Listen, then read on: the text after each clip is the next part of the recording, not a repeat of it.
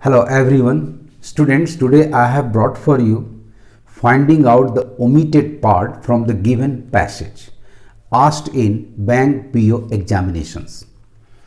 इस तरह के क्वेश्चन में आपको एक पैसेज दिया जाएगा जो 5 पार्ट्स में डिवाइडेड होंगे A, B, C, D and E. इनमें से कोई एक पार्ट को ओमिट कर दिया जाता है और दिए गए 5 ऑप्शंस में 4 ऑप्शंस में से आपको वो ओमिटेड पार्ट को फाइंड आउट करना है. यदि दिए गए 4 ऑप्शंस में कोई भी पार्ट फिट नहीं बैठता ताकि passage grammatically and contextually correct हो जाए, मीनिंगफुल हो जाए, तो फिर आपका आंसर होगा number E, none of these. आइए शुरू करते हैं क्वेश्चन नंबर 1 को. The new possibility would be थ्वाटेड by the supreme court directive A. To make new car and two-wheeler owners purchase insurance covers. B. Part C को omit किया गया है. अब आइए, to make new car and two wheeler owners purchase insurance covers. अब इसके बाद एक कोई कनेक्टिव आना चाहिए, जैसे प्रीपोजिशन के साथ. भर भी आ सकता है तो हमें ऑप्शंस में से सिलेक्ट करना होगा. आइए ऑप्शन नंबर ए देखते हैं. टू सेट प्राइसेस वर्ब आया. To set prices just as they do on own damage covers. But यहां चूंकि इंश्योरेंस कवर्स लेने की बात है तो ये डैमेज प्राइसेस की बात यहां नहीं है, कोई क्लेम करने की बात नहीं है. सो नंबर ए आपका एलिमिनेटेड हुआ. नंबर बी को देखते हैं. Accident proneness of routine. अब यहां आपका बी का लास्ट पार्ट है, लास्ट हिस्सा है परचेज इंश्योरेंस कवर्स, और यहां सीधे आपका बी एडजेक्टिव प्लस नाउन से स्टार्ट हो रहा है, यानी कोई भी कनेक्टिव यहां नहीं है, कोई भी कंजंक्शन यहां नहीं है, अतः ये इजीली एलिमिनेटेड हो गया. नंबर सी को देखें. To acquire the capacity to enforce the law and the stipulated penalty for its violation. अब सुप्रीम कोर्ट ने डायरेक्टिव दिया है तो उसे कैपेसिटी एक्वायर करने की जरूरत क्यों होगी, वो तो खुद इन्फोर्स कर सकती है और इवन एग्जीक्यूटिव को भी वो कंपेल कर सकती है, सुझाव दे सकती है कि आप इस लॉ को इन्फोर्स करें. अतः नंबर सी भी आपका एलिमिनेटेड हो गया. To make new car and two wheeler owners purchase insurance covers. Number D देखते हैं. फॉर एटलीस्ट 3 ईयर्स, यानी एक पीरियड दे रहा है. वह इस तरह की रुकावट डालने के लिए कोई पीरियड तय किया होगा एससी ने, सुप्रीम कोर्ट ने. तो आपका मिल गया number D. For at least 3 years and 5 years respectively. 3 years for the new car owners and 5 years for the new 2 wheeler owners respectively against the existing norm of 1 year. The right option students is number D. इसे mark कर लें. आपके blank space में जो omitted part है C, उसकी जगह पर यहाँ D आपका बिल्कुल करेक्ट आएगा. इस तरह से आप ब्लैंक स्पेस के लेफ्ट एंड राइट में ध्यान से पढ़ें, देखिए कि कौन सा वर्ड फिट होता है, नाउन, एडजेक्टिव, वर्ब, प्रीपोजिशन से बना फ्रेज, और इस तरह से उसे फाइंड आउट करें. Now come to question number 2. Recently the national human rights commission conducted the first ever nationwide survey. A. Of the transgender community in India and found that B. Part C has been omitted. And found that के बाद एक clause आना चाहिए जो कि subject से शुरू होना चाहिए. तो आइए देखते हैं ऑप्शन नंबर ए को. एज समवन हु, इससे स्टार्ट होगा नहीं, सो दिस इज एलिमिनेटेड. इन सब बातों पर ध्यान देना होगा कि कंजंक्शन के बाद हिस्सा जो आएगा वो क्या होगा, किस तरह का होगा. Number B. 92% of the people belonging to the community are, subject plus verb मिल गया, सब्जेक्टेड टू इकोनॉमिक एक्सक्लूजन. बिल्कुल सही ऑप्शन आपके पास आ गया. नंबर बी इसको मार्क कर लें. नंबर सी को it defined that, it defined that, it defined, it defined के बाद फिर एक डेफिनेशन दिया जा रहा है, अतः ये दैट के बाद आने वाला क्लॉज नहीं होगा। Number D, what counts as discrimination against transgender person, यहां सब्जेक्ट प्लस वर्ब का स्ट्रक्चर नहीं आ रहा है। राइट आंसर आपका हुआ स्टूडेंट्स नंबर बी। तो ब्लैंक स्पेस में जाएगा ऑप्शन नंबर बी और आपका पैसेज पूरा हो जाएगा। Recently the national human rights commission conducted the first ever nation wide survey of the transgender community in India and found that 92% of the people belonging to the community are subjected to economic exclusion. It is profoundly absurd that we think of ourselves as inhabiting a modern world and yet there exists a sizable community of people who are structurally ostracized and denied the fundamental right to a livelihood. कितना interesting और कितना easy है omitted part को find out करना। Now come to question number 3। A backlog of 0.24 million unfilled posts in the public sector, part A. Part B has been omitted. Surrounding the National Democratic Alliance government's claim on job creation. Part A के last में sector के बाद एक comma है, उसके बाद number B के बाद जहां जरूरत आपकी है एक पार्टिसिपल स्टार्ट हो रहा है surrounding the NDA governments claim on the job creation. तो एक बात स्पष्ट हो जा रहा है स्टूडेंट्स कि इसके बाद जो भी पार्ट आएगा उस पार्ट के बाद भी एक कॉमा होना चाहिए और तब फिर कुछ आएगा। तो आइए देखते हैं ऑप्शंस को।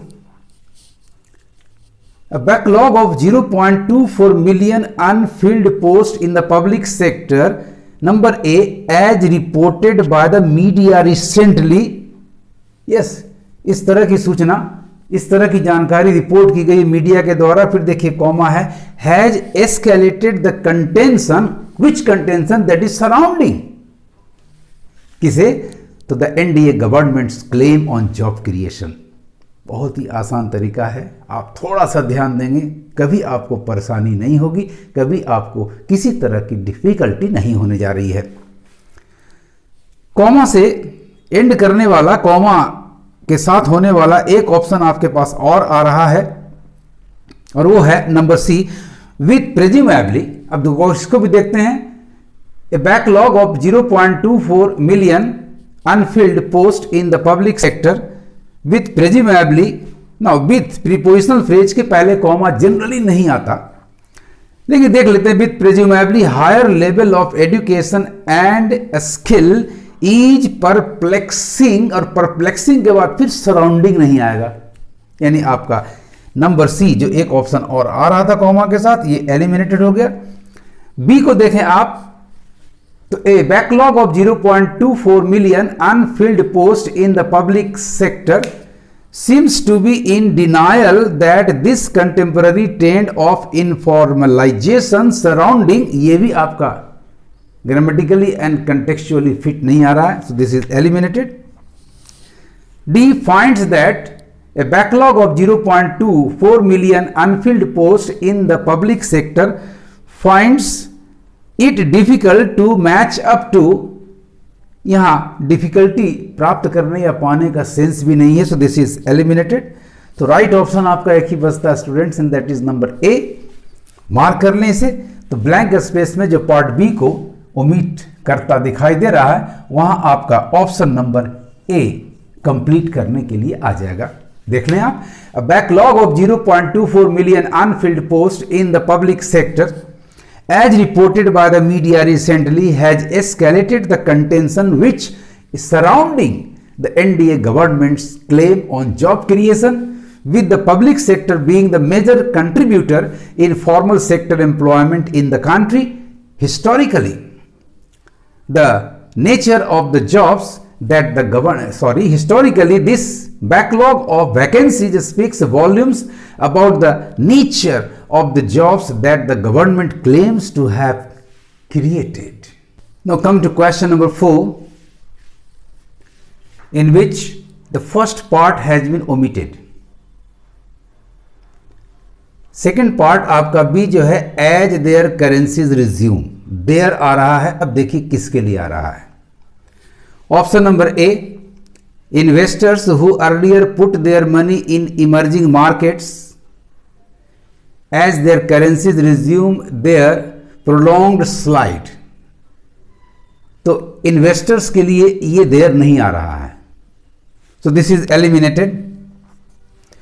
नंबर बी देखें, emerging market economies most notably the Turkish lira have suffered much larger losses owing preposition तभी कंप्लीट होगा जब इसके बाद टू आ जाए, ओइंग टू, और ऐसा यहां है नहीं, पार्ट बी में एस से शुरू हो रहा है, so this is eliminated. Number C, emerging market economies continue to be in the spotlight for the wrong reasons, क्यों? एज बिल्कुल फिट आ जा रहा है। ऑप्शन नंबर सी इसको मार्क कर लें। D, emerging market countries which earlier benefited from the easing of monetary conditions, comma की जरूरत यहां है नहीं, तो this is eliminated. Option number D तो ऐसे ही एलिमिनेट। ई, ऑप्शन नंबर ई तो इजिली एलिमिनेटेड है, क्योंकि हमें एक भरना है और एक मिल भी जा रहा है, नहीं मिलता तब हमारा ऑप्शन नंबर ई होता। So right answer is option number C, blank space में यानी ओमिटेड पार्ट हमारा सी होगा। अब देख लीजिए आप, emerging market economies continue to be in the spotlight for the wrong reasons, क्यों? As their currencies resume their prolonged slide against the US dollar, the Indian rupee weekend passed the 71 mark for the first time ever on Friday, registering a loss of about 10% of its value against the dollar since the beginning of the year. This makes the rupee the worst performing currency in Asia. Now come to question number 5. Part A, Kerala's unique topography of coastal plains and rolling hills between the Arabian Sea and the Western Ghats. B, part C has been omitted. गौर से देखें, Kerala's unique topography of coastal plains and rolling hills between the Arabian Sea and the Western Ghats. अब इसके बाद verb चाहिए हमें। आइए verb से शुरू होने वाला ऑप्शन ढूंढें। टोपोग्राफी हमारा सब्जेक्ट वर्ड है, सिंगुलर है, यानी ईज होना चाहिए, तो आपके पास ईच से ऑप्शन एक ही आ रहा है। कितना आसान काम है, थोड़ा सा ध्यान देना है, आंसर को, ऑप्शन को फाइंड आउट कर लेना है। बिल्कुल सही आपका ये जा रहा है ऑप्शन नंबर बी। आप ऑप्शन नंबर सी को देख लें, ए को देख लें, 70% वर्ब से स्टार्ट नहीं हो रहा है, ruled out, eliminated. Number C को देखें 60% एलिमिनेटेड, यहां भी वर्ब नहीं आ रहा है। डी को देखें 12%, ये भी एलिमिनेटेड हुआ। Right option is number B. तो ब्लैंक स्पेस में ऑप्शन नंबर बी को यदि हम भर दें तो हमारा पैसेज ग्रामेटिकली एंड कंटेक्चुअली बिल्कुल सही होगा। केरला's unique topography of coastal plains and rolling hills between the Arabian Sea and the Western Ghats is vulnerable to several natural hazards. Examples हैं जैसे landslides, flooding and coastal erosion being the most common, और भी हैं, ये सबसे common है, प्राय होते हैं। Incidents of flooding have become frequent aided by human intervention. इस तरह से स्टूडेंट्स जब भी किसी पैसेज में से किसी पार्ट को ए बी सी डी किसी भी पार्ट को ई ओमिट किया गया हो तो उसे आप फाइंड आउट करने के लिए ऑप्शंस में देखें कि किस चीज़ से वो स्टार्ट होना चाहिए, वर्ब से, प्रीपोजिशन से, कंजंक्शन से, और बड़ी आसानी से आप इसे कर सकते हैं। थोड़ा कंसंट्रेशन की ज़रूरत है, थोड़ी मेहनत की ज़रूरत है। आज इतना ही। Best of luck. Thank you for watching.